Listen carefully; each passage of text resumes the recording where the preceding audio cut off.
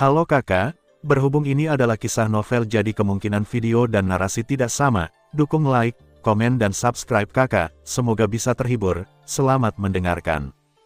Ketika Bailey Zilin mengumumkan bahwa dia akan terus menunggu Chu Feng di sini, kekuatan penghalang yang menutupi panggung kompetisi muncul lagi. Segera setelah itu, sebuah portal muncul di tengah panggung kompetisi. Kekuatan penghalang itu tidak sederhana. Bailey Zilin menjambak rambut Wang Qiang dan menarik Wang Qiang ke gerbang penghalang. Orang mengira Bailey Zilin dan Wang Qiang masih dalam tahap kompetisi. Faktanya, dia telah membawa Wang Qiang melalui susunan teleportasi di dalam gerbang penghalang dan memasuki istana bergerak. Istana bergerak ini tersembunyi jauh di dalam tempat ini. Tidak selalu ada di sini, tetapi mereka baru saja pindah ke sini. Istana keliling tidak terlalu besar, tetapi merupakan harta karun dari zaman kuno dan berisi kekuatan formasi yang kuat. Bahkan kekuatan penghalang yang menutupi panggung kompetisi dan menghalangi pandangan semua orang terpancar dari istana bergerak ini. Tapi bukan hanya itu istana keliling. Ketika Bailey Zilin memasuki istana keliling, dia melemparkan Wang Qiang ke dinding seperti karung pasir. Dindingnya sangat keras, tetapi organ dalam Wang Qiang hancur karena guncangan. Ketika dia mendarat, seteguk besar darah terus muncrat dari mulutnya. Aku bilang kamu gagap, tapi mulutmu jelek. Apa yang kamu katakan sebelumnya? Siapa yang kamu klaim sebagai milikku? Bailey Zilin berjalan ke arah Wang Qiang dan berlutut. Tanpa diduga, belati muncul di tangannya, dan cahaya dingin yang terang menyinari wajah Wang Qiang. Ini menandakan bahwa Wang Qiang tidak akan bisa lolos dari bencana selanjutnya. Tapi Wang Qiang tidak takut, aku adalah kamu. Engah. Sebelum dia selesai berbicara, belati di tangan Bailey Zilin sudah menusuk mulut Wang Qiang dengan muncrat darah. Belati ini tidak hanya menusuk tubuh, tetapi juga jiwa. Oleh karena itu, meskipun wajah Wang Qiang dipenuhi amarah, dia masih tidak dapat mengucapkan kata-kata secara lengkap. Namun Bailey Zilin tidak merasa lega dengan pukulan ini, jadi dia mencabut belatinya dan menusuknya lagi. Kepulan-kepulan, dalam waktu singkat, wajah Wang Qiang berlumuran darah dan berdarah. Baru saja, kamu ingin memenggal kepalaku, kan? Setelah Bailey Zilin mengatakan ini, dia meletakkan belati di tangannya, meraih kepala Wang Qiang dengan satu tangan, dan meraih bahu Wang Qiang dengan tangan lainnya. Kemudian dia dengan paksa merenggut kepala Wang Qiang dari bahunya. Tapi Wang Qiang tidak mati. Bukan karena Bailey Zilin tidak memiliki kemampuan untuk membunuh Wang Qiang. Tapi dia tidak berniat membunuhnya sama sekali, dia hanya ingin menyiksa Wang Qiang. Sebelum dia berada di luar, dia harus menunjukkan keanggunannya. Dan kini, dia akhirnya punya kesempatan untuk menunjukkan sisi gelapnya. Jadi begitu saja, masih belum bisa menghilangkan kebenciannya pada Wang Qiang. Kamu gagap, tapi mulutmu keras. Saya ingin melihat apakah Anda benar-benar bisa tetap diam. Selanjutnya, Bailey Zilin terus menyiksa Wang Qiang, tetapi dari awal sampai akhir, Wang Qiang bahkan tidak berteriak. Namun mata itu selalu menatap tajam ke arah Bailey Zilin. Masih menonton, semakin Bailey Zilin memikirkannya, dia menjadi semakin marah, dan dia siap untuk membutakan Wang Qiang. Hampir sampai, tetapi pada saat ini, sebuah suara terdengar, dan tekanan berat juga melindungi Wang Qiang. Itu adalah Jimo Qianzu. Dia sudah lama berada di sini. Mengetahui bahwa Bailey Zilin sedang marah, dia tidak menghentikannya. Tetapi jika dia melanjutkan, dia khawatir Wang Qiang akan mati. Jika tebakanku benar, dia mungkin adalah 4 tubuh ilahi yang sengit yang legendaris, peringkat ke-10 dalam daftar tubuh ilahi yang diberikan Tuhan. Tidak heran jika tubuh ilahi Tianfu mengolahnya dengan cara ini. Kata Jimo Qianzu, jangan khawatir, aku tidak berniat membunuhnya. Dia masih sangat berguna bagiku. Hanya saja mulutnya terlalu kotor. Dia tidak bisa mengungkapkan kebenciannya tanpa diberi pelajaran. Saat Bailey Zilin sedang berbicara, dia duduk di kursi di aula, dia tidak menyeka darah di tangannya, tetapi langsung mengambil buah di atas meja dan memasukkannya ke dalam mulutnya. Apakah mereka benar-benar 4 tubuh ilahi yang sengit? Bailey Zilin bertanya lagi. Saya tidak yakin, tapi kelihatannya sangat mirip, jadi menurut saya itu yang benar, kata Jimo Qianzu. Sudahlah. Dia memang memiliki beberapa kemampuan, jadi saya harus memutuskan garis keturunannya. Saya pikir itu hanya membuang-buang waktu, tapi saya tidak menyangka ini akan menjadi kejutan yang tidak terduga. Saya hanya berharap Chu Feng bisa setia seperti dia. Kalau begitu, itu akan menjadi berkah ganda. Bailey Zilin tersenyum dingin. Ternyata dari awal sampai akhir, dia tidak berniat melepaskan Wang Qiang. Dia bahkan tidak berencana melepaskan Chu Feng. Waktu berlalu, dan dalam sekejap mata, beberapa waktu telah berlalu sejak pertempuran antara Bailey Zilin dan Wang Qiang. Jauh di dalam pegunungan tempat Presiden Kamar Dagang Prajurit tinggal dalam pengasingan, terdapat sebuah pagoda kuno yang terbuat dari batu. Alasan mengapa dikatakan dibangun daripada dibangun adalah karena menara batu kuno ini diukir dari batu utuh.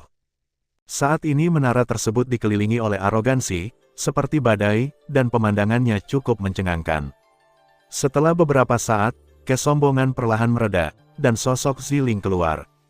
Meski saat ini, kami hampir selalu bersama. Namun melihat Ziling saat ini, Chu Feng masih terpesona.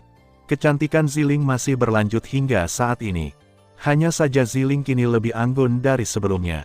Penampilan peri dunia lain. Bahkan jika Anda hanya melihat penampilannya, Ziling pasti memiliki sikap seorang pembangkit tenaga listrik papan atas.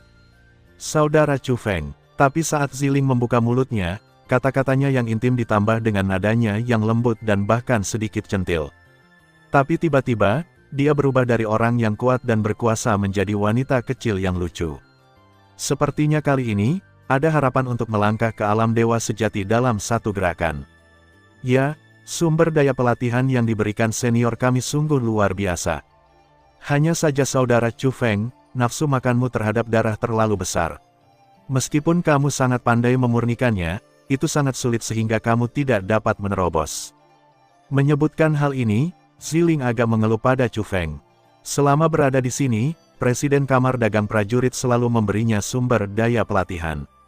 Dan ketika Chu Feng kembali kali ini, Presiden Kamar Dagang Prajurit bahkan menyediakan sumber daya pelatihan yang cukup berharga. Dia menyempurnakannya bersama dengan Chu Feng. Kecepatan pemurnian Chu Feng tidak hanya lebih cepat dari miliknya, tetapi fusinya juga lebih baik dari miliknya. Tapi Chu Feng gagal menerobos, tapi dia membuat kemajuan besar. Alasannya karena nafsu makan darah di tubuh Chu Feng terlalu besar. Itu bahkan lebih menakutkan daripada menara kuno berwarna merah darah di dalam tubuhnya. Jangan khawatirkan aku punya nafsu makan yang besar, tapi aku tidak akan melupakannya selangkah demi selangkah. Terserah kamu, jangan terganggu pada saat kritis latihanmu. Kembalilah dan terus berlatih. Kamu bisa membuat terobosan menuju dewa sejati dalam sekali jalan. Kalau begitu, kamu bisa mendukungku, kata Chu Feng. Kalau begitu untuk sementara aku bisa melampaui saudara Chu Feng. Ziling tersenyum manis. Dia tahu betul bahwa dia tidak berbakat seperti Chu Feng. Jika bukan karena pagoda kuno berwarna merah darah di tubuhnya, tidak mungkin dia bisa membandingkannya dengan Chu Feng. Tetapi bahkan dengan pagoda kuno berwarna merah darah, dia juga tahu bahwa sangat sulit untuk mengejar Chu Feng. Bahkan jika Chu Feng tertinggal di belakangnya, itu hanya bersifat sementara. Cepat atau lambat, dia akan menyusul dan melampauinya. Setelah keduanya mengobrol sebentar, Ziling dengan patuh kembali melanjutkan latihan. Chu Feng menemukan Presiden Kamar Dagang Prajurit. Setelah mengobrol dengan sopan sebentar, Chu Feng berkata bahwa dia ingin keluar sebentar. Saya berencana untuk menyelamatkan Wang Qiang. Wajah Presiden Kamar Dagang Prajurit tiba-tiba berubah dingin.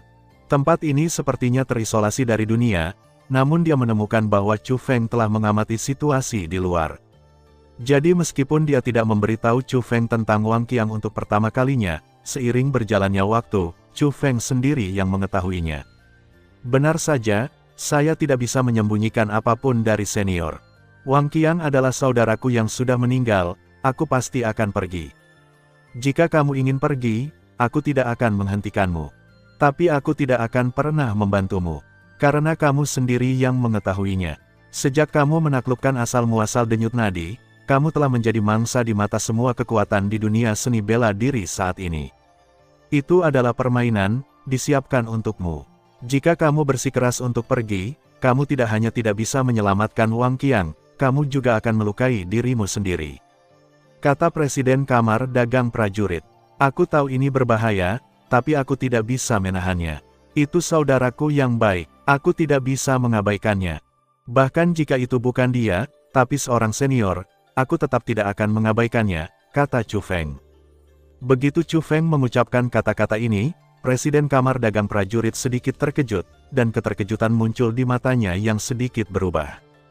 Dia tidak menyangka Chu Feng akan mati demi dia. Namun sikap Chu Feng sepertinya tidak berbohong.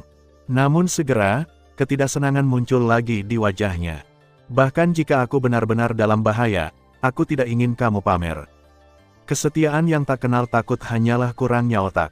Jika Anda bertindak seperti ini, tidak peduli seberapa bagus bakat Anda, itu tidak akan pernah menjadi senjata yang hebat. Saya tidak pernah ingin menjadi orang hebat. Saya hanya berkultivasi untuk melindungi orang-orang di sekitar saya. Saya tidak pernah melupakan niat awal saya, tidak sekarang dan tidak akan pernah di masa depan. Chu Feng tersenyum tipis, lalu berbalik dan pergi. Di sisi lain, Presiden Kamar Dagang Prajurit tertegun sejenak, dan ada emosi yang rumit di wajahnya.